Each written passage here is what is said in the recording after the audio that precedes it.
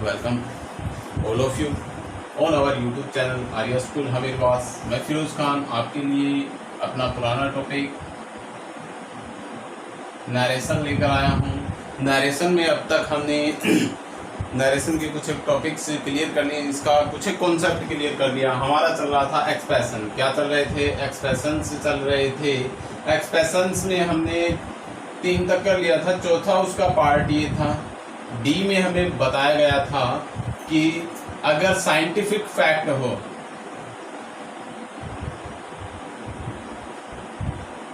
Scientific facts यानी वैज्ञानिक तथ्य अगर दिए गए हैं, क्या दिए गए हैं? वैज्ञानिक तथ्य अगर हमें दिए गए हैं तो हम उसको इस प्रकार से हैंडल कर सकते हैं। ठीक है,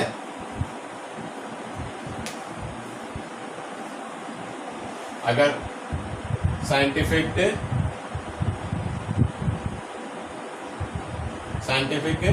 फैक्ट्स किसमें हो? आरएस में, तो हम उसका चेंज कैसे करेंगे? ठीक है, बताया गया था आपको कि यदि एक्सप्रेशन में हमें ये बताया गया था कि यदि हमारे पास रिपोर्टिंग वर्ब में ऑब्जेक्ट है, रिपोर्टिंग वर्ब में पास्ट टेंस है, आरबी में क्या है? पास्ट टेंस है। लेकिन क्या हुआ? आरएस के अंदर हमें क्या दे दिया? आरएस के अंदर हमें दे दिया साइंटिफिक फैक्ट्स। तो हम क्या करेंगे? इसके टेंस में नो चेंज रखेंगे, चेंज नहीं होगा। क्या नहीं होगा? चेंज नहीं होगा। क्यों नहीं होगा? क्योंकि एक अपवाद है। साइंटिफिक फैक्ट्स अगर आरएस में रिपोर्टेड सेंटेंस में अगर आता है तो क्या होगा? तो हमारा टेंस चेंज नहीं होगा, चाहे रिपोर्टिंग वर्ब में पास्ट टेंस हो या न हो। एग्जाम्पल देखेंगे, एक एग्जाम्पल के माध्यम से इसको समझेंगे। एग्जाम्पल में क्या बताया गया देखिए, Rohan said to Ritu, Rohan said to Ritu water boils at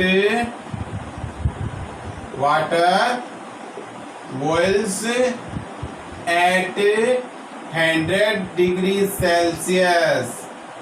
100 degree Celsius. Rohan said to Ritu water boils at 100 degree Celsius.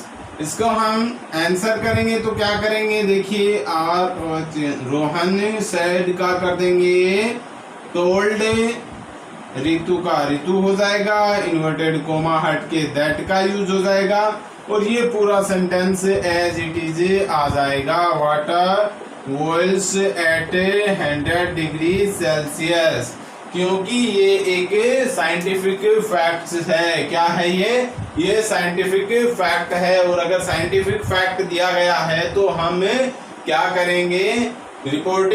चाहे रिपोर्टिंग वर्ब में क्या हो? पास्ट हो, लेकिन फिर भी हम इसको क्या रखेंगे? नो चेंज रखेंगे। Water boils at 100 degree Celsius. Water boils at 100 degree Celsius, ऐसा का ऐसा लिख देंगे। Is that clear? समझ में आ रहा है बच्चों? हमने इसमें कुछ एक्सप्रेशन देखे थे, अपवाद देखे थे। अपवाद में जो चौथा अपवाद था वो ये था कि अगर साइंटिफिक फैक्ट्स आरएस में दिया गया हो, रिपोर्टेड सेंटेंस में अगर क्या दिया गया हो? साइंटिफिक फैक्ट्स दिया गया हो, तो चाहे रिपोर्टिंग वर्ब में पास्ट टेंस हो या न हो, उससे कोई फर्क नहीं पड़ता है, ये नो चेंज रहेगा। क्या रहेगा? नो चेंज रहेगा, इसमें कोई परिवर्तन नहीं होगा। तो हमने एग्जाम्पल देखा, रोहन said to रितु, रोहन ने रितु से कहा, क्या कहा? इन्वर्टेड कोमा में रख के water boils at 100 degree Celsius, कि पानी 100 डिग्री तापमान पे उबलता है। और वास्तव में एक साइंटिफिक फैक्ट है, विज्ञान के आधार पर हम कह सकते हैं कि पानी है वो 100 डिग्री तापमान पर ही उबलता है, अदरवाइज नहीं उबलता है। तो इसको हम क्या रखेंगे? नो चेंज रखेंगे। नो चेंज रखने का मतलब, रोहन टोल्ड रितु, रोहन ने रितु से कहा that water boils at 100 degree Celsius. Water boils at 100 degree Celsius. Is that clear? समझ में आ रहा है? ये अपना साइंटिफिक फैक्ट्स अकॉर्डिंग एक्सप्रेशन था, किसमें? रिपोर्टिंग सेंटेंस में, रिपोर्टिंग वर्ब में या नरेशन के अंदर। तो आगे बढ़ते हुए हम नरेशन में देखेंगे इसका नेक्स्ट पोर्शन।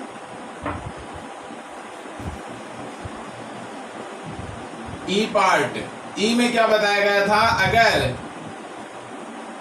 हैबिचुअल फैक्ट्स दिए गए हों, किसमें, आरएस में हैबिचुअल फैक्ट्स दिए गए हों, तो भी क्या होगा, जब हमें डीएस से आईडीएस बनाएंगे, क्या बनाएंगे, आईडीएस बनाएंगे, और डीएस में अगर आरएस के अंदर, डीएस यानी डायरेक्ट सेंटेंस के आरएस के अंदर अगर हैबिचुअल फैक्ट है, क्या है, हैबिचुअल फैक्ट्स है, तो आईडीएस बनाते समय, आईडीएस बनाते समय आरएस के टेंस में क्या रखेंगे, नो चेंज रखेंगे। क्या रखेंगे भाई, नो चेंज रखेंगे।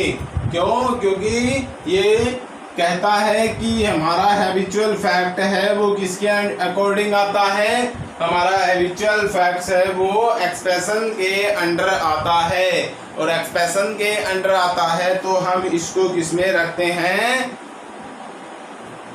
तो हम इसको नो चेंज की कंडीशन में रखते हैं, इसके टेंस में नो चेंज रहेगा। यानी अगर आरएस में क्या है, देखिए सब्जेक्ट है, उसके बाद क्या है, आरबी है, किसमें है, पास्ट में है, और उसके बाद ऑब्जेक्ट है, और इन्वर्टेड कोमा में आरएस के अंदर क्या है, हैबिचुअल फैक्ट है। क्या है भाई, हैबिचुअल फैक्ट्स हैं। तो इसको हम जब चेंज करेंगे तो क्या रख देंगे, सब्जेक्ट, ठीक है, आरबी, ऑब्जेक्ट, फिर दैट, उसके बाद जो अपना हैबिचुअल फैक्ट है, हैबिचुअल फैक्ट ऐसा का ऐसा एज इट इज रख देंगे। क्या कर देंगे, एज इट इज रख देंगे। यानी जब हमें डीएस दिया गया, मतलब डायरेक्ट सेंटेंस दिया गया, तो उसमें हमें एक हैबिचुअल फैक्ट रखी गई, हमारे सामने क्या रखा गया, एक हैबिचुअल फैक्ट्स रखा गया, और उस हैबिचुअल फैक्ट्स के अंडर हमें क्या कहा गया कि जब हमारे पास रिपोर्टिंग वर्ब में पास्ट टेंस है, पहले हमें बताया गया था कि रिपोर्टिंग वर्ब में अगर पास्ट टेंस है तो हम some rules, according to some rules क्या कर देंगे, आरएस के अंदर रिपोर्टेड सेंटेंस के अंदर क्या कर देंगे, टेंस को चेंज रख देंगे। लेकिन ये क्या बता रहा है कि जब हमारे पास डीएस के आरएस में, यानी रिपोर्टिंग वर्ब में, डीएस के आरबी में, रिपोर्टिंग वर्ब में क्या दिया गया हो, हैबिचुअल फैक्ट दिया गया हो, जैसे लिखा गया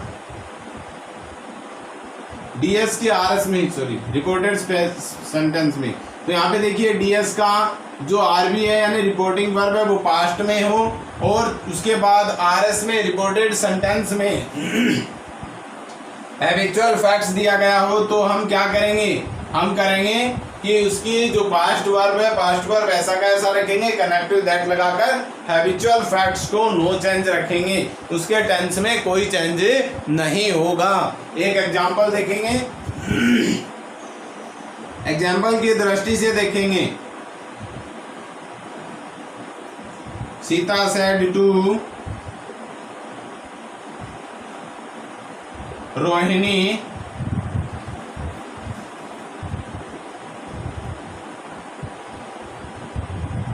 Reema goes to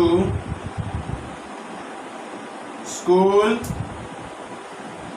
Delhi, Reema goes to school daily. देखिए भाई, इसको हम चेंज करेंगे तो कैसे करेंगे, सबसे पहले हमने देखा सब्जेक्ट सीता सेड का कर दिया टोल्ड, और यहाँ पे रोहिणी ऐसा का ऐसा कर दिया, कनेक्टर लगाया दैट, रीमा। अभी ये बताओ यहाँ पे गोज आया है, चेंज करेंगे नहीं करें, इसको वेंट करें या सीधा गोज रखें। देखिए पूरा सेंटेंस पढ़िए, आरएस का रिपोर्टेड सेंटेंस का पूरा सेंटेंस पढ़ोगे तब आपको पता चलेगा कि गोज को गोज लिखना है या वेंट लिखना है। तो इसमें हमने देखा कि हमारे सामने लिखा गया है Reema goes to school daily, मतलब रीमा प्रतिदिन स्कूल जाती है, ये उसकी आदत हो गई है, हैबिचुअल फैक्ट है। ये क्या है? हैबिचुअल फैक्ट है। और हैबिचुअल फैक्ट है तो यहाँ पे हम क्या करेंगे? गोज का गोज रखेंगे। क्या रखेंगे? गोज। क्या लिखा? Reema goes to school daily. Reema goes to school daily, यानी रीमा प्रतिदिन स्कूल जाती है। Reema goes to school daily, Reema प्रतिदिन स्कूल जाती है। तो ये अपने एक्सप्रेशंस थे जो सारे क्लियर हो चुके हैं। मेरे ख्याल से आप लोगों को ये एक्सप्रेशंस समझ में आ गए होंगे।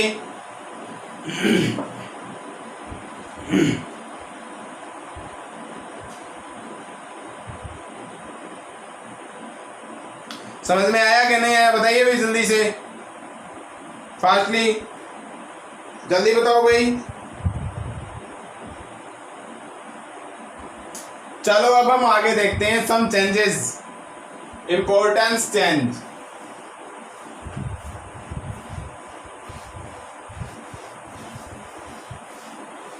एक्सप्रेशन के बाद हमारा जो चेंजेस आता है वो चेंजेस क्या आता है? देखिए हमने टाइम और पहले से रिलेटेड चेंजेस देख लिए थे।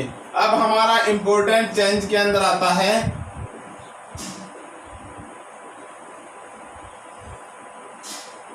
इंपॉर्टेंट चेंज, यानी महत्वपूर्ण परिवर्तन।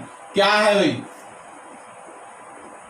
प्रोनाउन रिलेटेड चेंजेस है। बिल्कुल आपको ज्यादा माइंड पे लोड लेने की आवश्यकता नहीं है, कंफ्यूज होने की जरूरत बिल्कुल नहीं है। आप ध्यान से सामने देखते रहे, मैं आपको आराम से ये सब कुछ समझा दूंगा। प्रोनाउन, प्रोनाउन जो होता है उसे हम कहते हैं सर्वनाम, ठीक है। इंग्लिश में प्रोनाउन देखो, एक फर्स्ट पर्सन, एक सेकंड पर्सन और एक होता है थर्ड पर्सन, ठीक है भाई। Any doubt? कोई डाउट नहीं है। अब देखिए, कंफ्यूज मत होना, बिल्कुल नॉर्मल सी बात है। आई, यानी मान लीजिए यहाँ पे फर्स्ट पर्सन है, ये फर्स्ट पर्सन है। फर्स्ट पर्सन, ये ध्यान रखना, फर्स्ट पर्सन प्रोनाउन वो प्रोनाउन है जहां पर हम शामिल हैं। हम मतलब मैं शामिल हूं, अपने आप को शामिल करना है, खुद को शामिल करना है। खुद जहां पे मैं शामिल हूं वो फर्स्ट पर्सन प्रोनाउन है। यानी सबसे पहले अगर किसी को कोई मौका मिले या कोई कहे कि आपको इनाम मिलेगा, तो सबसे पहले इनाम किसको मिलना चाहिए? हर एक बंदा ये सोचता है मुझे मिलना चाहिए, मैं लूंगा इनाम। यानी जहां पर मैं अपने आप में आ जाए, यानी मैं, तो वहां पर हम फर्स्ट पर्सन प्रोनाउन रखते हैं। मतलब फर्स्ट पर्सन प्रोनाउन एक तो होता है आई, है क्या? आई का मतलब होता है मैं हूं, बिल्कुल। दूसरा है वी, क्या वी में मैं शामिल हूं? बिल्कुल हूं। तो यहाँ पे प्रोनाउन में क्या आया? फर्स्ट पर्सन प्रोनाउन में दो वर्ड आए जहां पर मैं शामिल हूं। कौन? मैं शामिल हूं। तो आई और यू, आई और वी, मतलब मैं और हम, इसमें क्या है? मैं शामिल हूं। अब देखते हैं सेकंड पर्सन। फर्स्ट पर्सन इतना समझ में आ गया, केवल एक बार ध्यान रखना है कि क्या क्या हमें देखना है। फर्स्ट पर्सन इतना समझ में आया। सेकंड पर्सन प्रोनाउन में देखेंगे, सेकंड पर्सन में क्या होता है? सेकंड पर्सन में हम तुम्हारा जिक्र करते हैं, मतलब अपने से दूसरे का, मतलब कहने वाला, ये कहने वाला और आगे दूसरा सुनने वाला। कहने वाला और ये दूसरा सेकंड पर्सन क्या होगा? सुनने वाला है, ठीक है। एक तो होता है कहने वाला, एक सुनने वाला और एक अन्य होता है। मतलब जब झगड़ा होता है ना किसी के बीच, तो एक तो कहता है और दूसरा सुनता है, दूसरा कहता है और पहला सुनता है, लेकिन एक तीसरा व्यक्ति होता है जो उनको भिड़ाता है, वो थर्ड पर्सन अलग छोड़ देते हैं, ठीक है। पहले हमें देखा कि मैं, आई, मैं, जिसमें मैं शामिल हूं। दूसरा हम तेरे बारे में बात करेंगे, यानी मतलब अपोजिट के बारे में बात करेंगे, एक पर्सन के बारे में। तो यहाँ पे सेकंड पर्सन हो जाएगा यू, यानी कि तुम। मैं, तुम, मैं, तुम, यानी मैं कहता हूं तुम्हें, मैं कहता हूं तुम्हें वह। तीसरा पर्सन वह, मैं कहता हूं तुम्हें वह, यानी तीसरा पर्सन चला गया। First person I, we, second person you, मतलब तुम। आई में तो मैं था और यू में तुम हो गए। अब आगे चले थर्ड पर्सन। थर्ड पर्सन में कौन आ गया, वह आ गया। वह शब्द किसके लिए यूज कर सकते हैं, वह एक लड़का हो सकता है, वह एक लड़की हो सकती है, वह एक जानवर नपुंसकलिंग जैसे जानवर पेड़ पौधा वस्तु हो सकती है, ठीक है। और एक वह में समूह हो सकता है, किसी भी व्यक्तियों का समूह हो सकता है। और एक इसके अंदर हम क्या रखते हैं, पर्सनल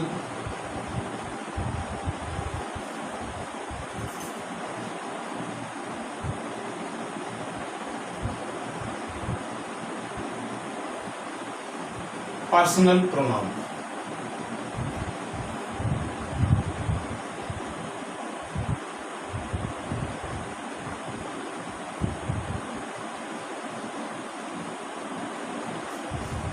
ठीक है,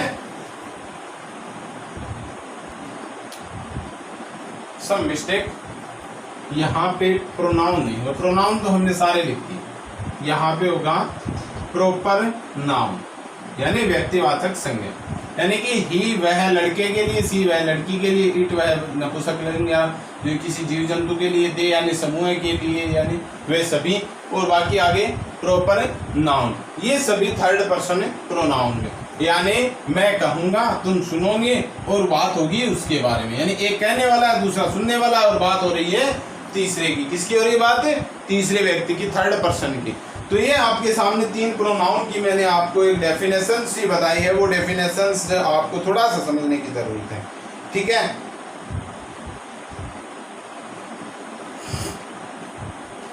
जैसे एक बार देख लीजिए थोड़ा सा, यहाँ पे हमने डायरेक्ट सेंटेंस देखा है, ठीक है, सब्जेक्ट प्लस क्या हो गया, आरबी हो गया, ठीक है, उसके बाद ऑब्जेक्ट है, ठीक है ना, इन्वर्टेड कोमा, और उसके बाद आरएस हो गया, ठीक है ना। थोड़ा सा ध्यान दीजिएगा, सब्जेक्ट ये कौन है, कहने वाला, ऑब्जेक्ट ये कौन है, सुनने वाला, और बात किसके बारे में हो रही है, तीसरे व्यक्ति के बारे में, किसके बारे में हो रही है, पहला कह रहा है, दूसरा सुन रहा है, और तीसरे व्यक्ति के बारे में बात हो रही है, यानी फर्स्ट सेकंड एंड थर्ड, ठीक है। अब अगर कोई कहने वाला है वो सुनने वाले के बारे में बात कर रहा है तो यहाँ पे चेंजेस इसके अनुसार होंगे, ठीक है। और अगर कहने वाला सुनने वाले को अपने बारे में बता रहा है तो चेंजेस इसके बारे में होंगे, और अगर कहने वाला सुनने वाले को तीसरे व्यक्ति के बारे में बता रहा है तो उसमें नो चेंज होगा, ठीक है। मतलब परिवर्तन जो प्रोनाउन रिलेटेड चेंज है वो किस प्रकार से होंगे, वो कंडीशन मैं आप लोगों को समझा रहा हूँ। तो थोड़ा सा आप आगे देखिए, आगे बढ़ते हुए हम देखते हैं कि किस प्रकार से इसका चेंजेस करना है। टेबल वगैरह लर्न करने की जरूरत नहीं है, टेबल वगैरह रटने की जरूरत नहीं, समझने की आवश्यकता है, थोड़ा सा समझ लीजिए, आप बिल्कुल से कभी नहीं भूलोगे, ये कॉन्सेप्ट इतना बढ़िया से क्लियर हो जाएगा आपके माइंड में। और आपको जब अगर नींद में भी उठाकर पूछा जाएगा कि भाई ये बता दो, आप फटाफट उसको बताओगे, तो इस चीज को आप थोड़ा सा ध्यान से देखिए। हमने लिखा रिपोर्टेड सेंटेंस में कि Ram said to Mohan, inverted coma, I am going to Delhi, ठीक है। चेंज पहला बताऊंगा आपको, ठीक है, रूल नंबर फर्स्ट के अकॉर्डिंग पहला चेंज बता रहा हूं, एग्जाम्पल के डायरेक्टली एग्जाम्पल के माध्यम से बता रहा हूं कि जब फर्स्ट पर्सन प्रोनाउन हो उसको फर्स्ट पर्सन प्रोनाउन को कैसे चेंज करते हैं, फर्स्ट पर्सन प्रोनाउन को। और वो फर्स्ट पर्सन प्रोनाउन कहाँ पे होगा, आर एस में होगा, किस में होगा, आर एस में। मतलब आर एस कहाँ है, ये रहा आर एस, ये आर एस है। रिपोर्टेड स्पीच में फर्स्ट पर्सन प्रोनाउन जहां कहीं भी हो इसके अकॉर्डिंग चेंज हो। अब मैंने एक बात बताई थी आपको, कहने वाला, सुनने वाला और तीसरा व्यक्ति, ठीक है, जिसके बारे में जिक्र हो रहा है। कहने वाला क्या है, फर्स्ट पर्सन है, मान लीजिए कहने वाला, मैंने क्या बताया था आपको, कहने वाला कौन है, फर्स्ट पर्सन, सुनने वाला कौन है, सेकंड पर्सन, ठीक है। कहने वाला फर्स्ट पर्सन, सुनने वाला सेकंड पर्सन, और जिसके बारे में कहा जाए वो थर्ड पर्सन। लेकिन अब ये देखिए, इस पार्ट में हमें ये देखना है कि जब कहने वाला सुनने वाले को कुछ बता रहा है, ये सब्जेक्ट ऑब्जेक्ट को कुछ बता रहा है, किसके बारे में बता रहा है, खुद के बारे में बता रहा है, अपने बारे में बता रहा है, तो इसका चेंज हम कैसे करेंगे, देखिए ये चेंज होगा किसके अनुसार, सब्जेक्ट के अनुसार। किसके सब्जेक्ट के, आरबी के सब्जेक्ट के अनुसार, रिपोर्टिंग वर्ब के सब्जेक्ट के अनुसार। अरे डायरेक्टली वही बात बताई जा रही है भाई, ये बातें आपको बताई जाती है कि देखिए जब आपके पास आरएस में सब्जेक्ट के अंदर फर्स्ट पर्सन प्रोनाउन हो तो उसको हम किसके अनुसार चेंज करेंगे, सब्जेक्ट के अनुसार, आरबी के सब्जेक्ट के अनुसार चेंज करेंगे। तो भाई आरबी के फर्स्ट सब्जेक्ट के अनुसार तो अवश्य करोगे, क्योंकि ये कहने वाला है, और कहने वाला है वो किसके बारे में बताएगा, कहने वाला है वो जिसके बारे में बताएगा उसके अनुसार तो उसको चेंज करेंगे। अगर कहने वाला अपने बारे में बता रहा है तो उसको हम फर्स्ट पर्सन, यानी मैं अगर किसी को कुछ कह रहा हूँ, मेरे बारे में बता रहा हूँ, तो मैं फर्स्ट पर्सन हुआ कि नहीं हुआ, तो उसको फर्स्ट पर्सन के अकॉर्डिंग चेंज कर दो, ठीक है। और अगर मैं किसी दूसरे व्यक्ति को के बारे में बता रहा हूँ, यानी मेरे सामने वाले आप खड़े हो, मैं आपके बारे में अगर बता रहा हूँ, तो वो सेकंड पर्सन यानी उसके ऑब्जेक्ट के अनुसार चेंज करोगे। और अगर हम दोनों बातें कर रहे हैं और तीसरे के बारे में बता रहा हूं तो उसमें नो चेंज होगा, क्योंकि उसका तो कोई मैटर ही नहीं होता। इज दैट क्लियर, समझ में आ रहा है ना। तो देखिए हमने क्या लिखा, ये सब्जेक्ट है अपना, आई क्या है, सब्जेक्ट है आरएस का। अब ये राम कह रहा है, एक बार डायरेक्ट सेंटेंस को आराम से पढ़ लीजिए, उसके बाद आपका कंसेप्ट है वो बिल्कुल क्लियर हो जाएगा। राम कह रहा है मोहन से, राम क्या कह रहा है, मोहन से, कि मैं, कौन, राम खुद, मैं जा रहा हूं कहां, दिल्ली, दिल्ली जा रहा हूं। तो अब मैं अगर मेरे बारे में बता रहा हूं तो ये चेंज तो इसी के अनुसार होगा ना। तो अब हम देखेंगे वो चेंज क्या होगा। Ram told Rohan, Ram told Rohan that, यहां पे हम ही लिखेंगे, लेकिन ही के साथ हमें कुछ चीज, कुछ वर्ड लिखना है। वो क्या लिखेंगे, देखिए वो राम लिखेंगे। कारण क्या है, इसका कारण ये है कि जहां पर हमने ही वर्ड का यूज किया, ही वर्ड मतलब क्या है, प्रोनाउन है, जिससे रिलेटेड थर्ड पर्सन प्रोनाउन है, ठीक है। ये थर्ड पर्सन प्रोनाउन है, तो हम क्या चेंज करेंगे, इसको कैसे चेंज करेंगे, इसको चेंज ऐसे करेंगे। देखिए मोहन भी है, उसका भी क्या प्रोनाउन बनता है, ही प्रोनाउन बनता है। राम है, उसका भी प्रोनाउन ही बनता है। तो जब राम और मोहन दोनों का प्रोनाउन ही बनता है तो उसमें हमें ये डिफाइन करना अवश्य जरूरी हो जाता है कि वो ही कौन से के लिए लगाया गया है, यानी किसको संबोधित कर रहा है ये शब्द। तो ये शब्द किसको संबोधित कर रहा है, राम को संबोधित कर रहा है। Ram told Rohan that he was, am का क्या हो जाएगा, was going to Delhi, he was going to Delhi. ये इसका प्रोनाउन रिलेटेड चेंज हो गया, फर्स्ट पर्सन। अगर अब मैं आपको इसका डेफिनेशन बता रहा हूं, आराम से इसका डेफिनेशन सुनिए कि क्या होगा और किस प्रकार से होगा। कि जब किस प्रकार से होगा ये आपको मैं आराम से बता रहा हूं। देखिए क्या होगा,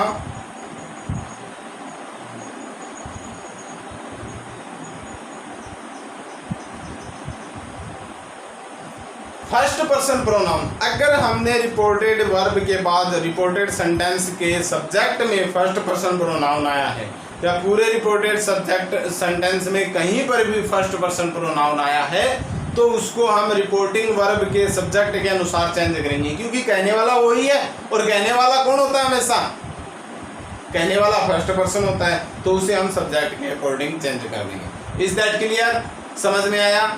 आई थिंक आज के लिए आपको इतना काफ़ी है, समझाया गया। बाकी देखेंगे हम कल नेक्स्ट वीडियो में। तब तक के लिए आप सभी को अलविदा, good bye, thank you for watching our videos. अगर कुछ अच्छा पढ़ाया गया है, एनर्जेटिक पढ़ाया गया है, तो लाइक बटन प्रेस कीजिएगा और हमारी वीडियो को शेयर ज़रूर कीजिएगा। Good bye all of you, thank you once again, have a nice day.